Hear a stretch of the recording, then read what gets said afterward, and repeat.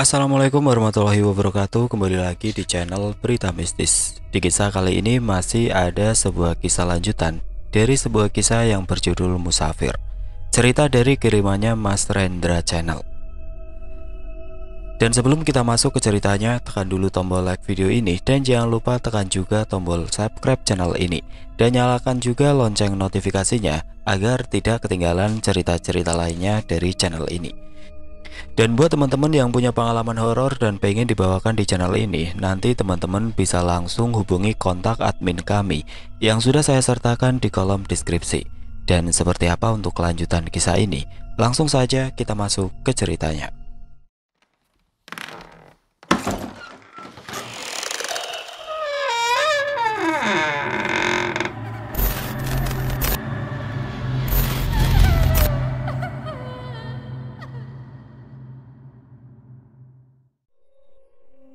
Setengah jam kemudian Andi dan Aziz terlelap.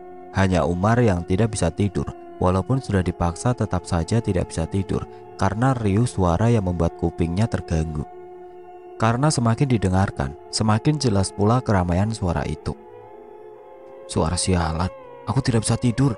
Mana Andi dan Aziz sudah lelap? Sumbernya di mana? Saya penasaran. Umar pun segera keluar tenda dan melihat di sekitar area tenda, namun tidak melihat apapun.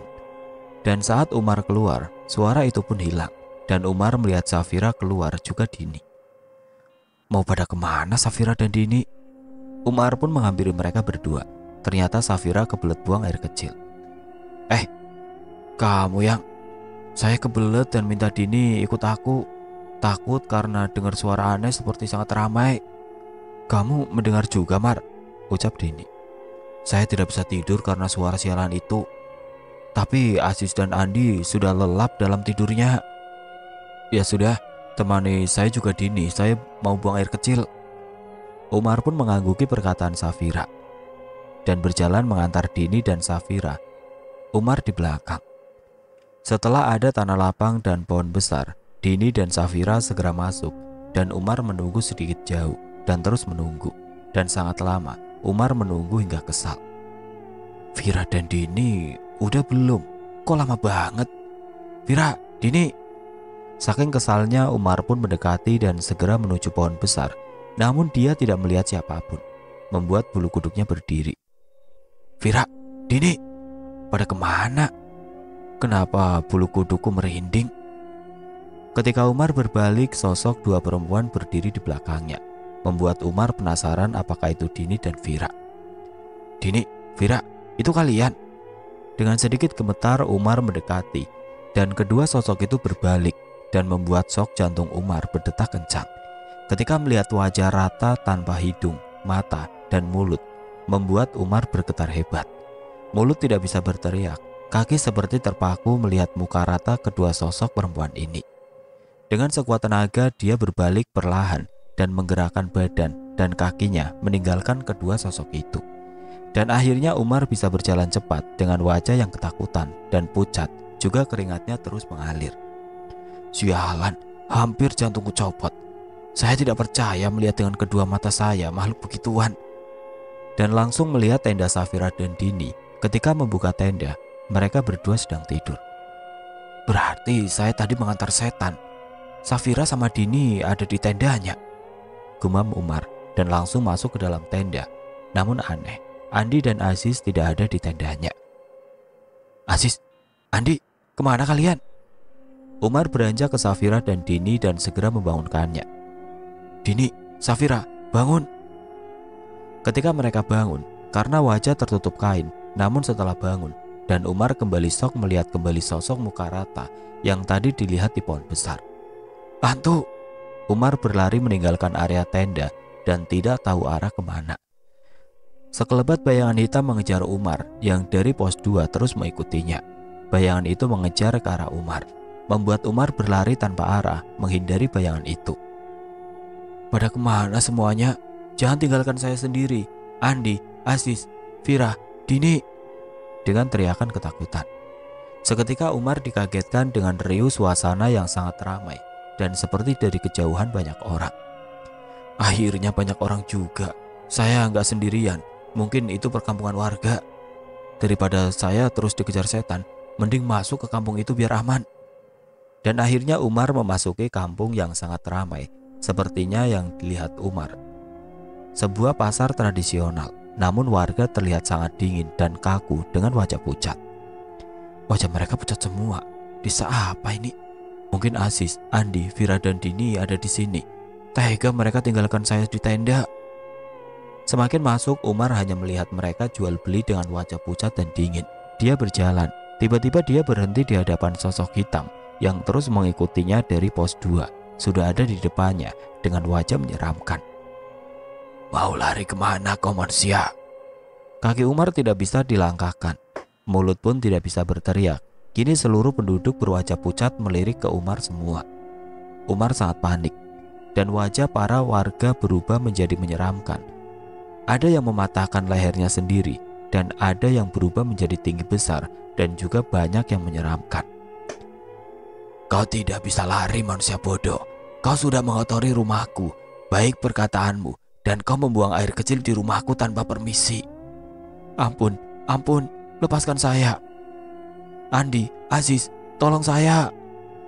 Makhluk hitam itu dengan cepat membawa Umar menuju ke tempat seperti gua besar, diikuti puluhan makhluk menyeramkan. Di belakangnya Umar terus berteriak minta tolong, namun makhluk-makhluk itu terus tertawa menertawakan Umar dengan sangat menyeramkan, dan terus membawa tubuh Umar dengan menyeretnya. Di lain cerita, Andi dan Aziz terbangun dari tidurnya karena ada sesuatu teriakan seperti Umar, dan dilihatnya Umar tidak ada di sampingnya. Sis, bangun, bangun. Ada apa, Di? Umar tidak ada. Aziz bangun dan menoleh ke arah tidur Umar. Ternyata tidak ada dan memutuskan keluar. Mungkin Umar buang air kecil atau merokok di luar tenda. Namun setelah mereka berdua keluar dan tidak melihat Umar, dengan segera Andi meneriaki Umar, namun tidak ada sautan. Dan Safira dan Dini pun terbangun karena teriakan. Namun Andi belum mengetahui di mana Umar berada. Di, kenapa? Umar mana? Dia hilang di tenda, Fir. Saya kira sedang merokok atau buang air kecil. Namun sudah saya cari dengan Aziz, tidak menemukannya. Terus gimana, Di? Umar di mana? Ayo kita cari. Dengan suara bergetar seakan mau menangis, karena Umar adalah pacarnya Safira. Apa kamu gak tahu saat Umar keluar tenda, Di? Gak tahu, Din. Saya terbangun, Umar sudah gak ada di sebelah saya. Tepat pukul 3 pagi mereka pun membereskan tenda dan segera mencari Umar, dan terus meneriaki dengan penerangan senter. Namun ketika masuk rimbunya ilalang dan pohon besar, mereka dikejutkan dengan sosok hitam besar berada di semak-semak. Mereka kira itu Umar, tapi setelah berada dekat dan meneriaki Umar, sosok yang membelakangi keempatnya langsung menengok dengan wajah hitam mengerikan dan tertawa, hingga sosok keempatnya sangat panik dan segera mereka berbalik. Ayo semua, lari cepat. Mereka berjalan sedikit cepat menghindari makhluk itu, namun kabut kembali turun dengan sangat tebal dan pekat, membuat mereka kaget dengan datangnya kabut tebal itu. Seperti perkataan ibu, kalau ada kabut tebal pekat, kita harus menghindarinya. Segera keempatnya turun dan menghindari kabut tebal yang cepat mengarah keempat orang itu. Vira, Dini, biar saya di belakang kalian. Cepat, ikuti Aziz. Namun lagi-lagi sosok hitam menghadang, dan terpaksa mereka berempat kembali naik ke atas dan masuk ke dalam kabut tebal hingga sesuatu pun terjadi. Mereka saling berpegangan satu sama lain dan Aziz mencoba menyalakan senter. Karena total pandangannya tertutup, mereka naik perlahan dan perlahan kabut hilang dan menipis. Alhamdulillah, kabut sudah menipis. Andi, apa makhluk itu masih ada? Sepertinya sudah menghilang, Sis. Sebaiknya kita turun. Kita beritahu ke warga tentang hilangnya Umar. Ayo, kita langsung turun. Namun ketika mereka turun, mereka mendengar banyak riuh seperti ramai orang sedang beraktivitas, seperti di area pasar. Seketika di hadapan mereka di area bawah turun, terlihat banyak keramaian aktivitas seperti di pasar. Mereka jual beli lalu lalang sangat ramai dan keempatnya pun merasa aneh. Kenapa ada pasar di atas gunung? Sedang tadi mereka tidak melihat keramaian. Mereka berempat hanya melongo dan bergidik ngeri, perlahan melangkahkan kakinya memasuki area pasar. Di lain cerita, Yanto yang terus berjalan dan terus bersikir dan sampailah di kaki gunung. Melihat banyak riuh warga, ibu dari Aziz melaporkan kepada kepala desa tentang anaknya yang 1 minggu tidak turun dari Gunung Lombo Batang. Sebut saja ibu Aziz namanya Bu Siti. Tolong pak, anak saya sudah 1 minggu belum juga turun dari gunung itu. Saya khawatir dengan anak saya dan teman-temannya. Berapa orang yang mendaki ke gunung itu, Bu? Ada 5 orang, 2 perempuan, Pak. Tolong segera bantu. Saya punya firasat tidak baik terhadap mereka, Pak. Ya sudah, biar saya dan warga mencarinya. Ibu harus tenang. Semoga anak ibu baik-baik saja. Tolong ya, Pak. Ucapannya lirih sambil menangis. Assalamualaikum, Pak. Waalaikumsalam, Nak. Ada apa ya, Pak? Sepertinya ada masalah di desa ini. Ini, Nak. Ada 5 pemuda naik Gunung Lombo Batang. Sudah hampir seminggu belum turun. Padahal kalau naik ke atas, cuma 1 hari juga sampai. Dan perkiraan turun kembali 3 harian. Ya sudah, saya Yanto. Saya juga pecinta alam. Boleh saya ikut mencari dengan warga ke atas gunung itu. Dan ibu yang sabar. Semoga Gusti Allah melindungi semuanya. Iya, Nak. Saya punya firasat tidak baik, Nak. Saya bermimpi anak saya meminta tolong dengan teriakan kesakitan. Tolong ya, Nak. Ya sudah, ibu tunggu di rumah saja. Nanti saya kerahkan tim langsung menelusuri ke area gunung itu. Yanto mencoba melihat gunung itu yang nampak di depannya. Dan bayangan Yanto melihat keempat anak itu tidak bisa keluar dan hanya berputar-putar di pasar hantu itu. Dan satu lagi dipenjarakan di goa, dijaga oleh makhluk hitam. Astagfirullah, Bu, boleh saya ikut dengan ibu ke rumah? Nanti saya ceritakan ada sesuatu yang terjadi di gunung itu. Mari, Nak. Anak ibu seumuran denganmu. Ceritakan, Nak, apa yang dilihatmu. Nanti di rumah ibu saja. Pak Kades, saya izin mengantarkan Ibu Siti ke rumahnya. Dan nanti saya ikut menunggu di rumah Bu Siti. Iya, Nak, saya izinkan. Nanti juga warga melewati rumah Bu Siti menuju gunung itu. Yanto dan Bu Siti berjalan ke rumahnya. Dan sesampainya di rumah, Yanto duduk di depan rumah dengan melihat gunung itu terus. Dan pikirannya melayang jauh menerawang keberadaan 5 orang yang hilang itu, tersesat di pasar setan Gunung Lombo Batang.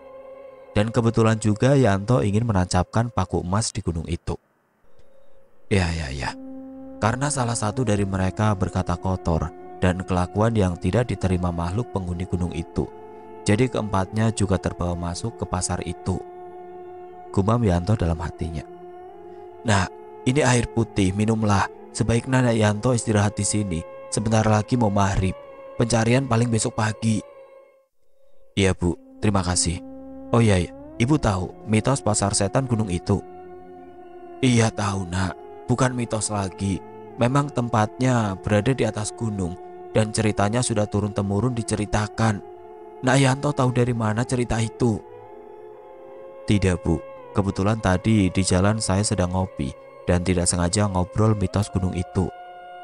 Sebenarnya Yanto berbohong kalau dirinya melihat dengan menerawang. Ya sudah, Nak. Masuk saja, ada kamar Aziz. Tidurlah di sana. Kalau mau mandi ada di belakang rumah. Ibu mohon temukan anak ibu dan keempat temannya. Insya Allah, Bu. Sudah azan. Saya izin mandi dan sholat ya, Bu. Dengan segera Yanto meminum air putih itu untuk membatalkan puasanya. Dan segera masuk mandi dan langsung ke kamar melaksanakan sholat maghrib. Dilanjut zikir dan sholat isya. Bu Siti mengetuk pintu kamar sudah menyiapkan makanan buat Yanto. Nak Yanto, Ibu udah siapin makanan di meja. Makan dulu ya, Nak. Suara Bu Siti masih menahan tangis. Nampaknya ingat dengan anaknya yang bernama Aziz. Iya, Bu. Yanto pun keluar makan dengan Bu Siti. Dan selesai makan, Bu Siti bercerita bahwa dirinya sebenarnya tidak mengizinkan pada saat anaknya meminta izin mendaki bersama teman-temannya. Tadi saya tidak mengizinkan Aziz dan temannya naik gunung itu karena perasaan ibu tidak enak, Nak. Tapi karena Aziz tidak enak dengan teman-temannya yang bersemangat mendaki gunung itu, akhirnya ibu mengizinkan, Nak. Iya, Bu. Insya Allah mereka semua masih hidup, Bu. Namun mereka tersesat di dimensi lain, tepatnya di pasar setan itu, Bu. Karena kesalahan satu orang membuat keempatnya pun masuk. Astagfirullah, benar firasatku nak. Aziz meminta tolong di mimpi ibu. Dia berputar-putar di pasar itu nak. Di mimpi itu, ibu lihat Aziz sudah keluar pasar dan kembali mereka masuk ke pasar itu dan terus menerus. Cerita ibu benar, mereka semua tersesat di pasar itu. Satu temannya dipenjara di sebuah goa dan dijaga makhluk hitam. Ibu terus berdoa, semoga mereka semua selamat dan kembali pulang. Iya nak, ibu tahu tempatnya. Nak Yanto naik ke pos 7. Disitulah gerbang pasar setan berada. Itu juga menurut bapak ibu ketika bercerita gunung itu nak. Iya bu. Setelah Yanto berbincang dengan Bu Siti mengenai hal mistis di gunung itu, bahwa ada pasar setan di atas gunung Lampau Batang, firasat Yanto melihat gunung itu, bahwa kelima pemuda itu tersesat di pasar setan itu. Sebisa saya bu, saya coba bantu. Semuanya kita pasrahkan kepada Allah Subhanahu wa Ta'ala. Semoga mereka semua diberi keselamatan. Di lain cerita, Aziz, Andi, Safira, dan Dini masih berkeliling sekitaran area pasar. Sis, sudah berapa kali kita hanya berkeliling di sekitaran sini saja dan tidak menemukan jalan pulang? Kau tahu kan, keanehan di pasar yang kita lewati tadi, semua mukanya pucat. Seumur-umur saya lahir di kaki gunung ini, tidak ada pasar di atas gunung. Berarti pasar itu... Kamu tenang, jangan sampai Vira dan Dini shock mengetahui kalau yang kita lewati adalah pasar setan. Saya punya firasat, pasti Umar tersesat di area sini. Lebih baik kita mencarinya dan segera kembali keluar dari alam ini.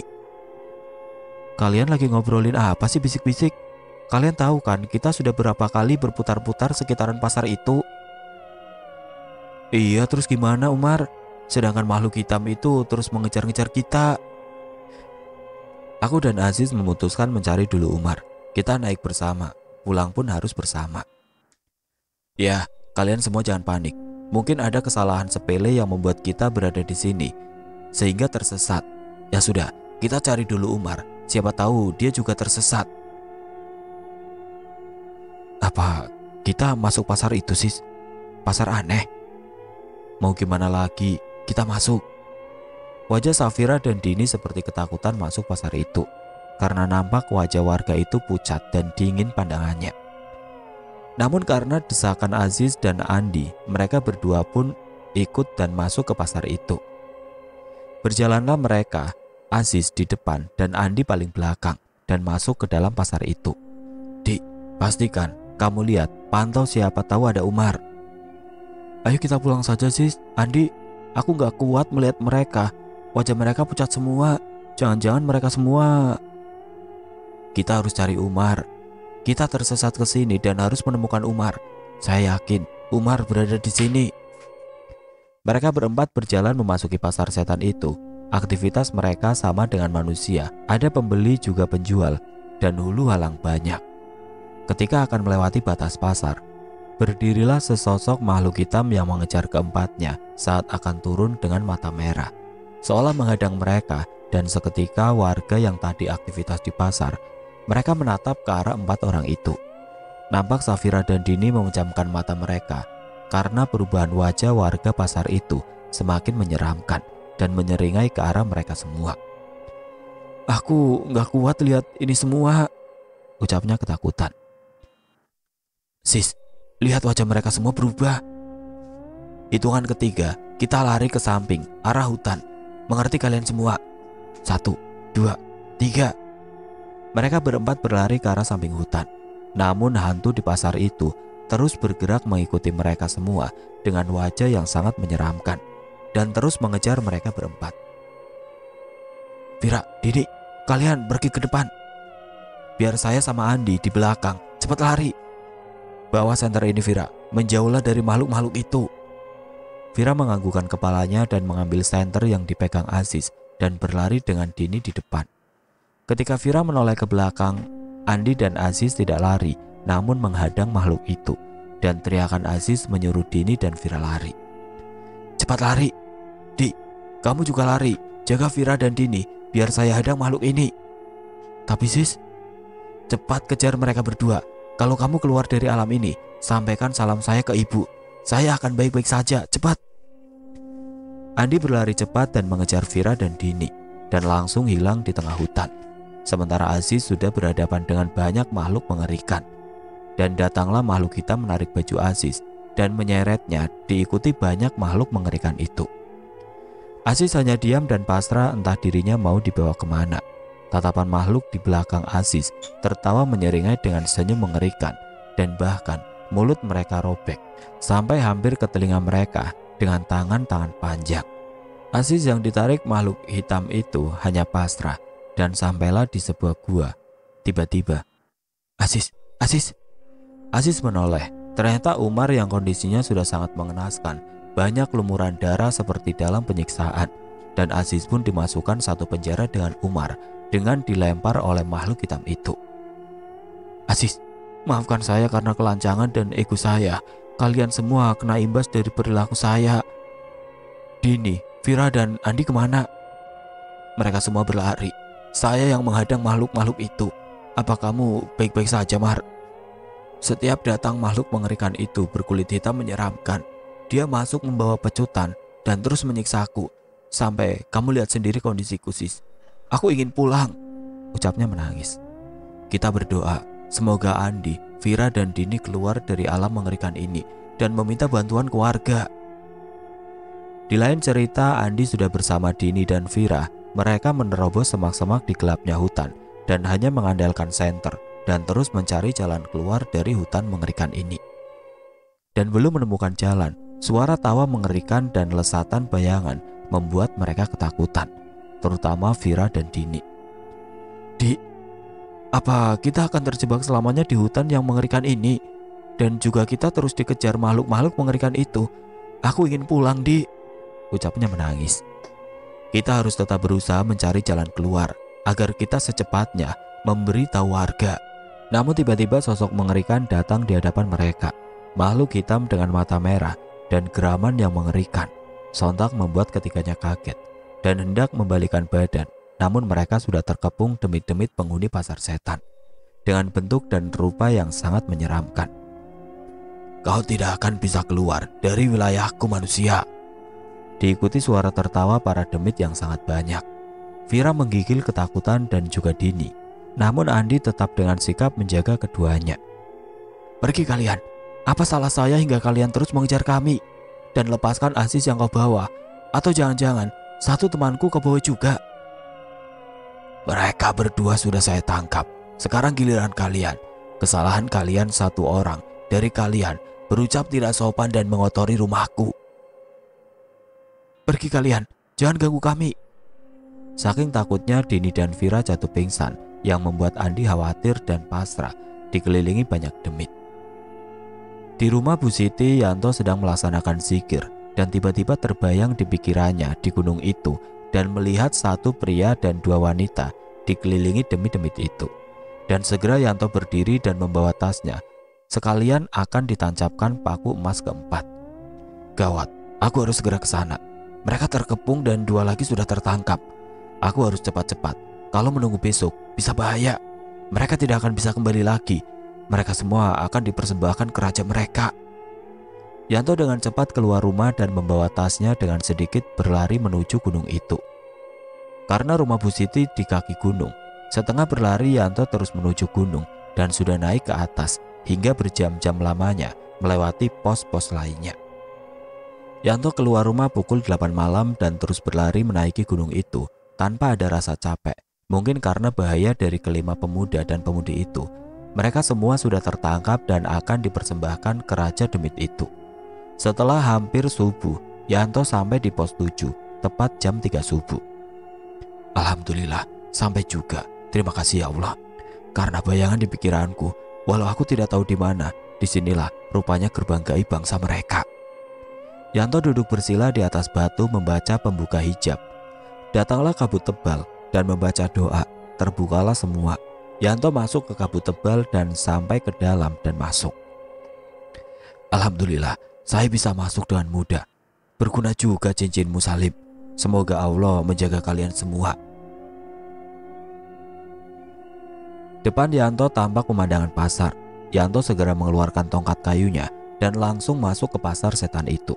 Namun mereka mengetahui kedatangan Yanto dan berjejer menghalang Yanto masuk menuju ke 5 pemuda, dan pemudi itu ditangkap dan merubah bentuk mereka dengan sangat menyeramkan, dengan tangan panjang dan leher seperti patah dan mulut robek sampai ke telinga.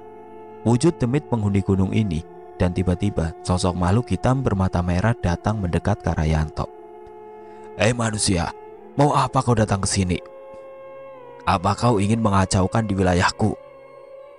Cepat kau lepaskan 5 orang pendaki yang kau tangkap, demi sialan. Mereka semua akan aku persembahkan kepada raja kami, karena mereka semua telah membuat kesalahan." "Baik, kalau kau tidak mau melepaskannya, ku hancurkan wilayahmu, demi sialan." Yanto, kau bersenang-senang tidak mengundang saya. Sahabat macam apa kau ini?" "Limun, kenapa kau datang?" "Saya bosan, tiba-tiba cincin saya bergetar. Saya tahu sahabatku sedang dalam bahaya." Salim datang dari belakang Yanto dengan membawa pedang, membuat makhluk hitam terkaget-kaget melihat pakaian Salim. "Penghuni Saranjana, kau mau apa datang ke sini?" Tok, kalau masalah demit kayak gini biar saya saja. Kamu duduk manis." "Sombong kau." "Lim, ayo kita bersenang-senang melawan demit kebun ini. Serang mereka." Semua makhluk menyerang ke arah Salim dan Yanto. Namun Salim berlari dengan cepat ke hadapan makhluk mengerikan itu dan menebas satu persatu. Diikuti Yanto melawan makhluk hitam dan segera memukul dengan tongkat kayu gunung jati. Setengah dari makhluk itu ketakutan melihat satu persatu dihabisi Abdul Salim dan melarikan diri menuju hutan yang gelap. Yanto masih melawan makhluk hitam dengan pukulan keras, menghantam kepala makhluk itu, membuatnya tersungkur jatuh, dan dengan cepat pedang Salim sudah berada di kepala. "Ampun, ampun. Cepat kau katakan, di mana 5 pendaki yang kau tahan?" "Baik, ampun." Makhluk itu bangkit dengan kesakitan dan berbalik jalan kaki. Namun pedang Salim masih di leher makhluk itu. Setibanya di area gua, makhluk itu terus mendekati dan Yanto melihat ke-5 pendaki itu sontak berdiri semua. "Alhamdulillah, lihat, makhluk yang menangkap kita sedang ditodong oleh makhluk lainnya. Semoga mereka datang menolong kita. Alhamdulillah ya Allah." Makhluk itu pun membuka gerbang penjara dan mengeluarkan ke-5 pendaki. Umar yang kondisinya sangat parah dibantu kedua temannya Aziz dan Andi keluar dari penjara. Setelah ke-5 pemuda itu keluar dengan penjara yang terbuka, Salim langsung menendang makhluk itu dengan sangat keras hingga terpental membentur dinding gua dan masuk ke dalam penjara dan menguncinya. "Kau terima akibatnya. Tok, saya sudah mengunci pintu penjara ini." "Kasihan juga tuh Lim, ditendang sampai membentur batu." Ke-5 pendaki menghampiri Yanto yang tampak seumuran dengan para pendaki itu. "Terima kasih Bang, telah membantu kami. Terima kasih," ucapnya menangis. "Terima kasih kepada Allah yang telah menolong kalian karena doa-doa kalian semua. Sebaiknya kita cepat keluar dari tempat ini sebelum menjelang pagi. Lim, bantu buka portal dimensinya." Salim yang tinggi besar membuat ke-5 pendaki hanya melongo melihatnya. "Oke." Salim pun membuka portal dan keluarlah kabut tebal putih. "Ayo, semuanya masuk ke kabut putih itu." Semuanya berjalan mendekati kabut tebal itu dan terus mendekati. Masuklah semua ke kabut itu dan langsung dengan tiba-tiba kabut itu memudar dan mereka semua sudah berada di pos 7 pendakian. Ke-5 pendaki itu terduduk dan berucap syukur sudah kembali. "Alhamdulillah ya Allah atas pertolonganmu. Alhamdulillah ya Allah, saya janji akan menjaga ucapan dan tingkahku." "Alhamdulillah." Semuanya menangis meneteskan air mata tidak percaya mereka kembali lagi dengan selamat. "Cepat kalian turun, semua orang tua kalian sudah menunggu di bawah gunung ini." "Terima kasih Bang. Nama Abang siapa?" "Nanti ibumu juga tahu. Sebaiknya kau cepat turun, mereka sedang menunggu kalian di bawah." Teman abang yang tinggi besar itu kemana?" "Oh, kalian gak bakal bisa lihat." Salim hanya tertawa di samping Yanto. "Bilang padanya kami ucapkan banyak terima kasih." "Jangan cengengesan kamu," ucap Yanto pada Salim, namun dikira kepada Aziz dan temannya. "Iya Bang, maaf ya." "Bukan padamu. Ya sudah, Lain kali hati-hati, jaga sikap kalian dimanapun berada. Jaga adab. Mereka berlima pun turun, sedangkan Aziz dan Andi memapa Umar yang sangat lemas. Oke Lim, kaget saya kamu datang, kirain teman demit itu. Kau samakan aku dengan jin kafir itu toh. Kita ngobrol di atas gunung saja Lim, pemandangannya mungkin sangat bagus. Ayo, jadi pengen petualang lagi denganmu toh. Keluargaku di Saranjana sangat bahagia. Ayah terus mengajariku menggunakan pedang dan bela diri. Dulu saya kalau diajari ayah bela diri, aku selalu menolaknya. Tapi kini saya bersemangat toh demi menjaga kota Saranjana. Alhamdulillah, belajar agama dan bela diri penting Lim. Selalu menjaga azab dan perilaku kita dimanapun kita berada. Contoh kecilnya kayak kelima pendaki itu. Asiknya mereka ngobrol sampai tidak terasa di atas gunung yang berbatu dan curam. Yanto duduk, Salim pun duduk memandangi indahnya pagi hari. Jaga Zakia, keluarga dan raja juga paling utama kotamu. Saya berfirasat kamu bakal jadi raja. Raja? Mana mungkin toh? Jadilah raja yang baik, adil, jujur, dan penyayang pada rakyat. Kalau suatu hari nanti kamu jadi raja di sana, jangan banyak bercanda. Nyatukan dengan Zakia, jaga Saranjana. Kau tidak percaya dengan firasatku? Tuh kan, kau yang sekarang banyak bercanda toh. Sedang asik mengobrol, sudah banyak pasukan berdiri menunggu Salim. Lihat tuh, kau seperti pejabat, bawa-bawa pengawal. Saya akan pergi ke Wentira untuk memberikan surat ini ke Raja Wentira. Tuan Raja memerintahkan saya dan pengawal menuju ke kerajaan Wentira. Ya sudah, jaga dirimu baik-baik. Sampaikan salam saya pada Raja, keluargamu, dan Zakia. Ya sudah toh, aku pamit pergi, jaga dirimu. Pokoknya aku tunggu kau datang ke Saranjana. Tengoklah aku dan Putri Zakia. Insya Allah. Ya sudah, saya pergi. Assalamualaikum. Waalaikumsalam. Di lain cerita, siang pun datang. Kelima pendaki itu sudah berada hampir sampai dan bertemu warga yang akan mencari mereka.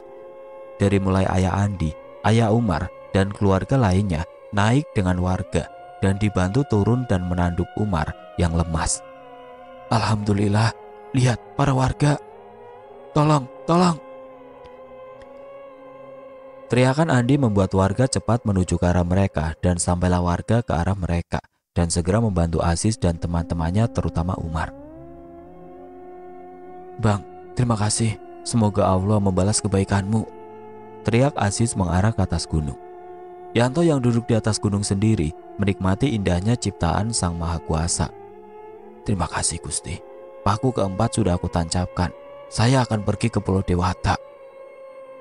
Selesai melaksanakan sholat zuhur di atas gunung, Yanto pun berdiri dan kembali turun gunung demi melanjutkan kembali menuju pelabuhan Potere dengan jalur Lombosang. Satu hari menuruni gunung, Yanto terus melanjutkan dengan berzikir dan bertasbih menuju Lombosang dan akan ke pelabuhan Potere melanjutkan ke arah Pulau Dewata Bali.